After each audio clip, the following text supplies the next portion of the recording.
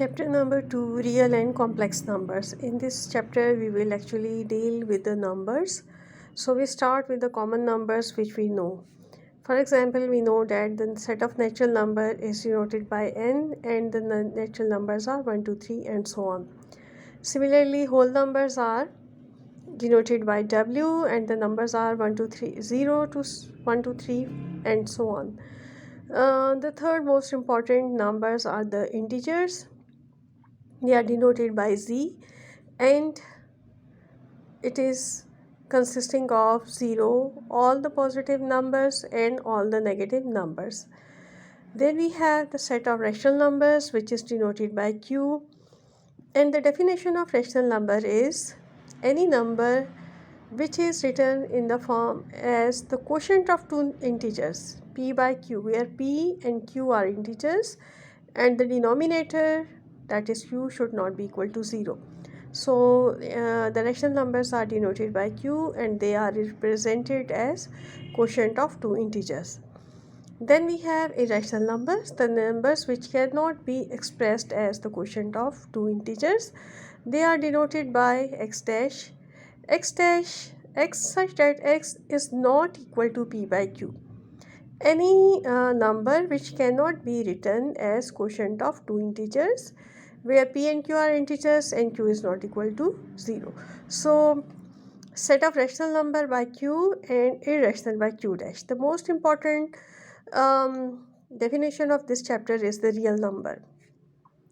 Real number are denoted by capital R and it is the union of the set of rational and irrational number and is known as the set of real number. Real number is denoted by R is equal to q union q dash.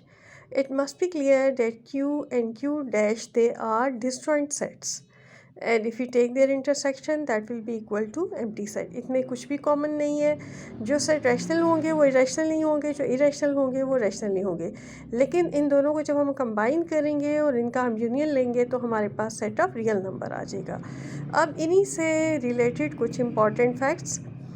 We know that the set of natural number is a proper subset of whole numbers. All the natural numbers are present in the set of whole number and all the whole numbers, they are proper set of integers and all the integers, they are present in the set of q. So q is a superset of z.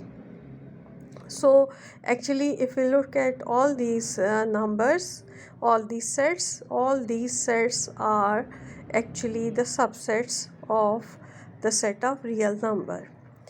One more important concept is that q and q dash, that is rational number and irrational number, they are disjoint sets.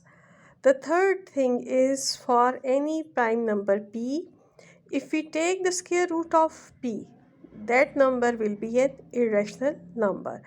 Generally the prime numbers are taken as rational numbers, but if we take their square root, अगर हम किसी भी prime number का square root लेते हैं, prime number से हमारे पास 2, 3, 5, 7, 11, किसी भी प्राइम नंबर का अगर हम स्क्वायर रूट लेंगे तो वो हमारे पास इरेशनल नंबर आएगा. इसी तरह से the square root of all the positive non square number. अब स्क्वायर नंबर आपके पास होते हैं जी 4, 9, 16, these are all the squared number, और इनके अलावा बाकी जो numbers हैं they are non squared numbers. So under root 15, under root 21, under root 35, all these are irrational numbers. तो अगर हमें ये जज करना हो कि कोई नंबर रैशनल है या इरेशनल है तो हमें ये दो चीज़ें बहुत हेल्प करेंगी कि अगर वो प्राइम नंबर है और उसके ऊपर रेडिकल साइन है तो वो इरेशनल होगा. इसी तरह से अगर वो नॉन स्क्वायर्ड नंबर है और उसके ऊपर रेडिकल साइन है तो भी वो इरेशनल नंबर होगा. अगर कोई नंबर हमारे पास डेसिमल फ्रैक्शन में है तो हम उसको रैशनल और इरेशनल में किस तरह से डिफ़ाइन कर सकते हैं या इनमें किस तरह से उनको उनमें डिफ्रेंशिएट कर सकते हैं. If a number is in decimal fraction and the decimal fraction is terminating mean के अगर हम उसको डिवाइड करते हैं डेसिमल फ्रैक्शन को और जो हमारे पास डेसिमल पार्ट आता है दैट इज़ फाइनाइट, तो वो नंबर हमारे पास रैशनल नंबर होगा. इसी तरह से अगर हमारे पास रिकरिंग डेसिमल फ्रैक्शन है, यानी एक डेसिमल फ्रैक्शन है, उसको हमने फ्रैक्शन थी उसको डिवाइड किया, we got an you can say decimal fraction, और डेसिमल फ्रैक्शन में जो हमारा डेसिमल पार्ट है वो फाइनाइट तो नहीं है, वो इनफाइनाइट है, लेकिन उसके डिजिट्स जो हैं कोई एक डिजिट बार बार रिपीट हो रहा है या ब्लॉक्स ऑफ डिजिट जो हैं वो रिपीट हो रहे हैं, तब भी वो रैशनल नंबर हमारा तब भी वो फ्रैक्शन हमारी रैशनल नंबर होगी। लेकिन ऑन द अदर हैंड अगर आपके पास कोई फ्रैक्शन है, आपने उसको डेसिमल फ्रैक्शन में चेंज किया, और डेसिमल फ्रैक्शन में चेंज करने के बाद आप ये देखते हैं कि उसका जो डेसिमल पार्ट है वो नॉन टर्मिनेटिंग है और नॉन रिकरिंग है, ना यानी तो उसका डेसिमल पार्ट ना तो फाइनाइट है और ना ही वो जो पार्ट है वो आपका उसमें डिजिट रिपीट हो रहे हैं, तो उसमें क्या होगा कि वो आपका जो फ्रैक्शन होगी that will be an irrational number. Okay, then we come to the exercise 2.1। उसमें हमें क्वेश्चन नंबर 1 में रैशनल और इरेशनल नंबर्स को सेपरेट करना है। इट्स वेरी सिंपल, 1/6 अगर आप लें इसको डिवाइड करें तो आपके पास एक रिकरिंग डेसिमल फ्रैक्शन आती है।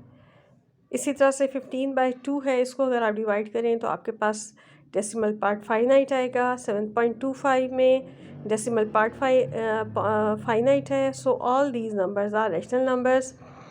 √3 is a prime number, radical के अंदर है तो ये इरेशनल नंबर है। पाई, इसकी वैल्यू भी 22/7 अप्रॉक्सीमेट वैल्यू है, लेकिन अगर हम इसकी एक्चुअल वैल्यू देखें तो ये हमारे पास डेसिमल पार्ट हमारे पास नॉन टर्मिनेटिंग नॉन रिकरिंग आता है, therefore it is irrational. √29 non square number, prime number, ये भी आपका इरेशनल नंबर है। ठीक है जी।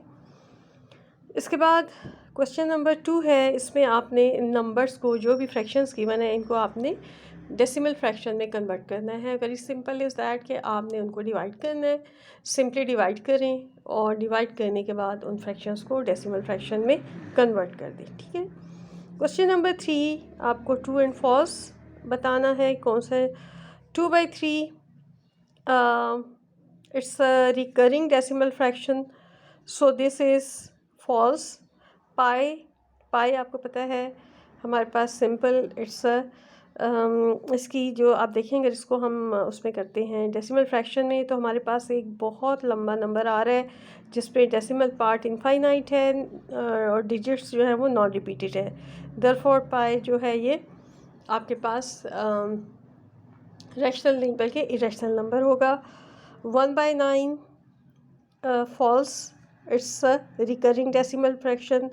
3/4 इसको अगर आप फ्रैक्शन में कन्वर्ट करें 0.75 आता है, तो ये this is true, this is terminating. And 4/5 is not a recurring, it's a terminating decimal fraction. So 4/5 is a